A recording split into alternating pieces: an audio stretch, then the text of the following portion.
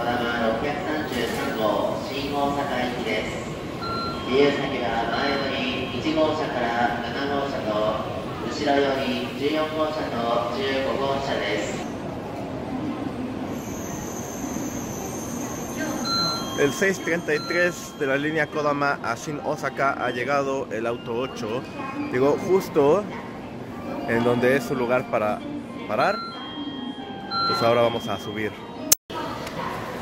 Ya estamos en la estación de Osaka y esa estación está todavía más bonita, solo que hay más gente.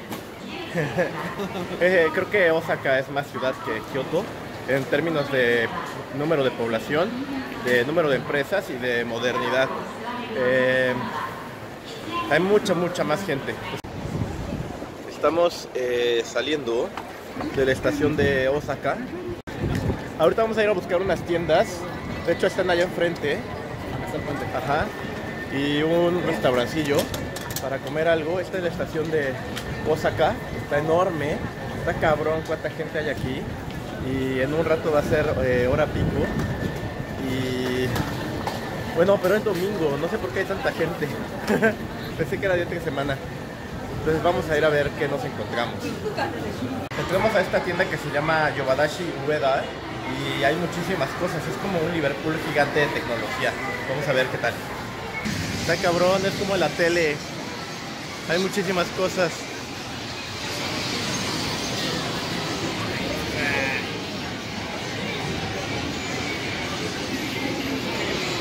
Hay muchísimos mangas. ¿En dónde estoy? Y encontramos aquí los de Sailor Moon. Esta es una reedición que hicieron en estos últimos años porque la original se publicó en 16 tomos y esta la está publicando en 12. Entonces ahí está el libro final. Los Yodobashi Camera son tiendas enormes de más de 8 pisos, de los cuales uno completo es para videojuegos, juguetes y anime. En la sección de Nintendo podías precomprar las novedades que saldrían en abril y comparando los precios con México son un 40% más bajos y además por ser extranjero no pagas el 8% de IVA. Lo mejor es que en esta generación de Nintendo Switch los juegos son Region Unlock, o sea que los puedes comprar allá y jugarlos en cualquier parte del mundo. Este es el mapa de la zona de la estación de Osaka, que parece pequeña pero está llenísima de negocios, grandes, pequeños y familiares. Después de Yodobashi nos fuimos a uno de los sótanos comerciales a por el cheesecake. Estamos aquí en Rikuro, que es una pastelería que vimos anunciada en algún lugar. En Facebook. En Facebook, creo. Mucho en Facebook. Y la idea es comer unos pastelitos que venden, que tiemblan, que son super jiggly. Nos vamos a pedir un paquetito de algo. Nos costó un poco de trabajo llegar, entonces vamos a ver.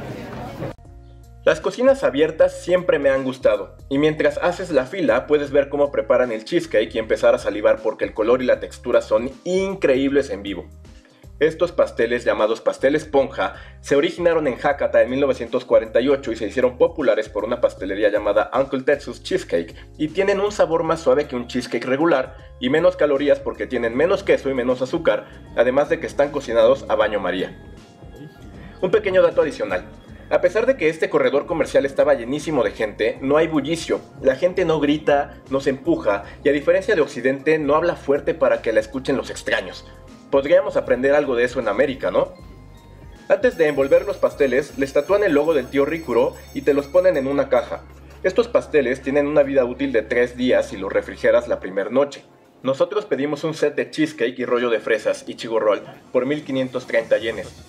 En esta sucursal no había mesas para sentarte a comerlo, así que lo llevamos en el Shinkansen de Osaka hasta Tokio y lo probamos a la mañana siguiente.